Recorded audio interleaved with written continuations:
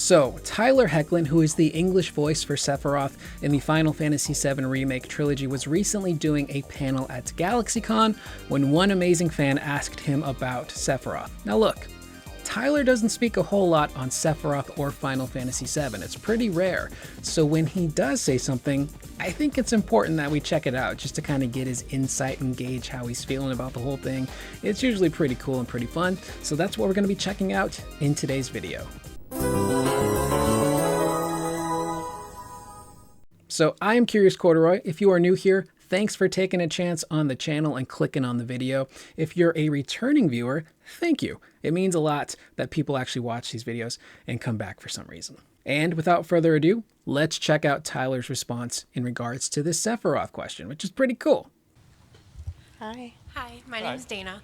And I was just wondering how you fell into the role of Sephiroth, That kind of describes it. You just fell into it? Yeah, it was a random audition that came through. And I have to admit at the time I wasn't all that familiar with it, so I went in, did the audition, which was a new experience for me of going into a room and just, doing the voice. And we did that for maybe 15, 20 minutes. Thought it was good, thought it was fine. Never heard anything for a year. I don't know what it is about Square Enix casting, but they like to do that. They will literally audition you, and some actors have to wait 6 to 12 months before they hear back from Square Enix on whether or not they got the job. I don't know why. I get game development is complicated, but that's a long time to wait. And you either forget about it or wonder, did I get it? And then got an email saying, congrats, you've booked this role. And I was like, they didn't do that already? That was a year ago. Because usually if you're casting for a film or a TV show, it's a few weeks away. And so I was leaving a movie theater one night with my brother and some friends, and I got this email. And I was like, I think I just got a job. I just got this job. And again, I still wasn't all that familiar. I familiarized myself with it a bit more. I started to learn kind of how big he was, but it really wasn't until, some people started stopping by the cons and stuff, like one of the biggest villains of all time. And I was like, oh, cool. That's sweet. And it was fun. I got to do that while I was shooting Superman and Lois sometimes. So on my days off, I'd be able to go in and do that. So I'd go from playing superhero to anti-hero, and it was really fun. It was really cool. Oh, okay. Thank you. Good question. Thank you, Dana. May your pillow always be cold. It's so cool when people go to these conventions. I know Tyler is mostly known, again, for his portrayal of Superman on Superman and Lois, Derek in Teen Wolf. He's done other roles in films, too. And I've gushed a ton about Superman and Lois. That show is amazing. If you haven't watched it and you have even the slightest passing interest in Superman, you gotta check it out. 4 seasons, you can watch it on HBO Max, not a bad season in the bunch. The show is genuinely wonderful.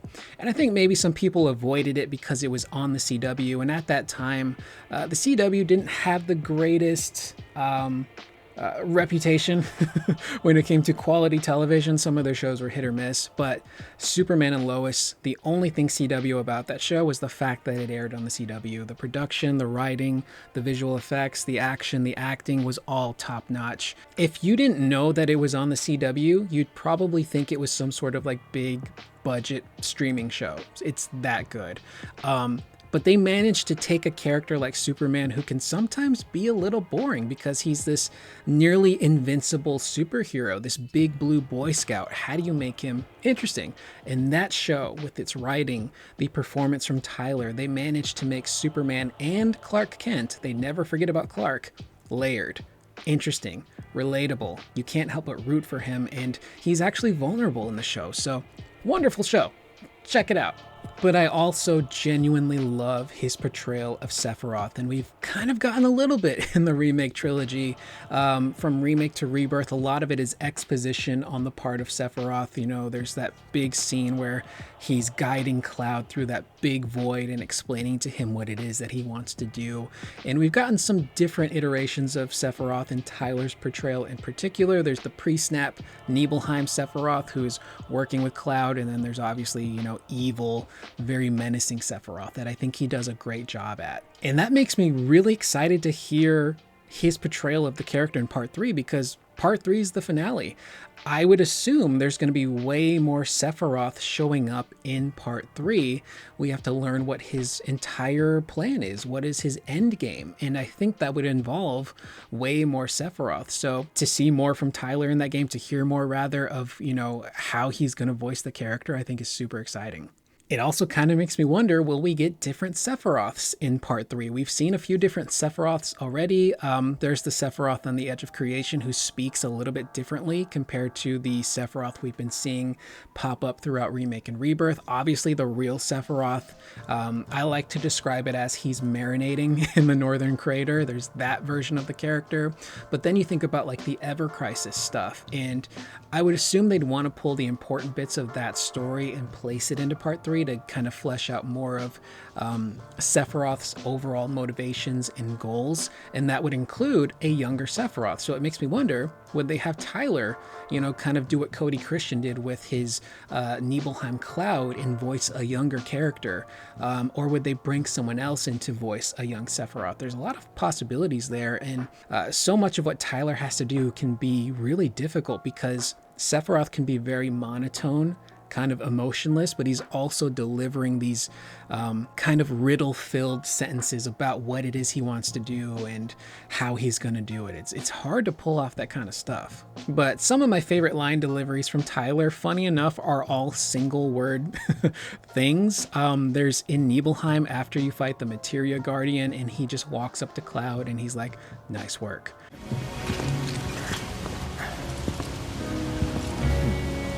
Nice work.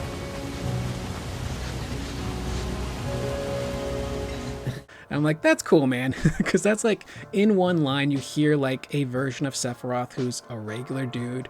In that moment, he's not thinking about the weight of the world being on his shoulders, what he is, who he is, or what's to come. On the opposite side of that, on the evil spectrum, there's the battle with Cloud and Zack against Sephiroth, and Zack is telling Sephiroth, like, how could you just turn your back on everyone? And Sephiroth responds by saying, easily. What the hell happened? You're a soldier! How could you turn your back on everything we stand for? Easily. Right! No. As long as you get what you want, who cares in return? The way Tyler says that, you hear some snark in Sephiroth's voice. He's enjoying what he's doing and seeing how it's affecting the people around him. So Tyler's been able to give some layers to Sephiroth and add a little bit of nuance in that performance, even if it's just like a little bit here and there. Now, the previous voice of Sephiroth was George Newbern. He was the English voice since Kingdom Hearts 2. Lance Bass was the first voice of Sephiroth in Kingdom Hearts. I always forget that. I'm a big NSYNC fan, and I just somehow always forget that Lance voiced Sephiroth in English first. But after that, it was George Newbern, and I enjoyed George's performance. Sephiroth back then, more than now, I think, was really monotone, very emotionless at times. And that is not a knock on George. A lot of that comes down to voice direction. And George Newbern, Steve Burton, who was the previous voice of Cloud Strife, talked about how they got cast in these roles at first.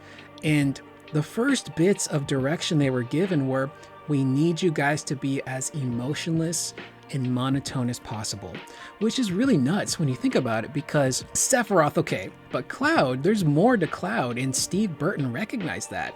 He had been playing a character on a soap opera for, maybe a decade at that point, and the character was very one-dimensional, and he's like, okay, now I get to voice a character that has layers and personality, and they want him to be super monotone and emotionless, which is kind of weird. But I also think that just goes to show you how much the voice direction and the localization has really changed since the Advent Children days. Nowadays, I think it's so much better, and they're able to pull better performances out of their cast. And while I enjoy the originals, the new cast is so wonderful. Cody Christian is amazing as Cloud. Tyler's wonderful as Sephiroth. So, George, Steve, they will always have a special place in my heart, but I really, really appreciate, what the new cast and the new crew have been able to do. Although I will say, I loved George's portrayal of Sephiroth in Advent Children. In Advent Children, Sephiroth's gloves are off. He and Cloud at this point know each other very well. He doesn't need to string Cloud along. He doesn't need to do any manipulation. He gets straight to the point and just starts messing with Cloud right off the bat. He's a very menacing, sinister version of himself in Advent Children. And I love the attitude that George gives him in that movie of like, dude, you already know what I'm about. I'm going to bully the crap out of you. Let's just get this done and over with. On your knees. I want you to beg for forgiveness.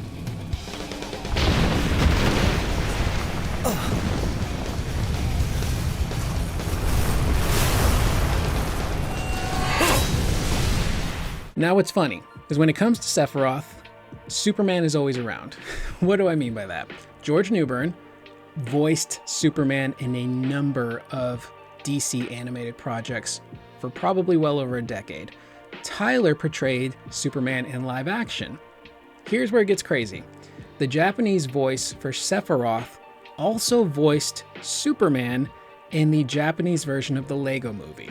Someone over at Square Enix really loves Superman and tying those characters together. So that's just kind of like a funny connection. But like Tyler said, he's starting to learn way more about the character through these conventions and all of the fans who are getting to meet him. And sometimes I'll go on Reddit and browse the, FF7 Remake forum. And there are way more people who are like bringing up FF7 when they come to meet Tyler. They're going to meet Tyler specifically for Final Fantasy VII stuff and getting him to sign their copy of Rebirth or posters or toys.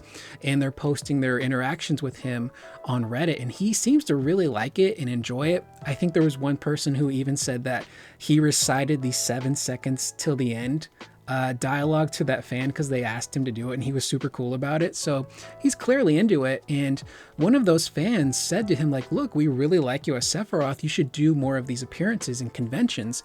And according to Tyler, and this is pretty nuts, he doesn't get invited to do them. So I don't know if he was speaking purely based on these like conventions or the official big stuff from Square Enix. So convention people, Square, invite Tyler to these events. I think the only thing he said he was invited to was one of the Final Fantasy Orchestra performances, but other than that, they just don't contact him, which is weird. On the one hand, I get it. He's playing Sephiroth and there's a lot that's mysterious about the character and still very hidden. So there probably isn't very much he can speak on directly in regards to that role. So maybe that's why they don't invite him. Maybe they don't think he'd want to go. But clearly, like, you invite him, he'll probably show up. And I know a lot of fans would love to see him do those panels with the rest of the cast and just get involved and just, like see what his full thoughts are on this game and the character. But it's super cool how a lot of the fans are really starting to open his eyes to Sephiroth, how big this character is and how important he is. And it's cool to see him be receptive to it. And I love the little comment at the end there of like portraying the hero in Superman and then the anti-hero in Sephiroth. I don't want to read into that too much. I don't think there is anything there, but like, when you kind of think about it, if you're in the shoes of Sephiroth, you kind of are an anti-hero. You're not really the bad guy. And those are some of the greatest villains in media, are the people who think that they are the good guy, or that they think that what they're doing is the right thing, or they know that what they're doing is messed up and wrong, but it's for a greater good. It's a means to an end. I think of like Darth Vader, Thanos, Negan from The Walking Dead, who...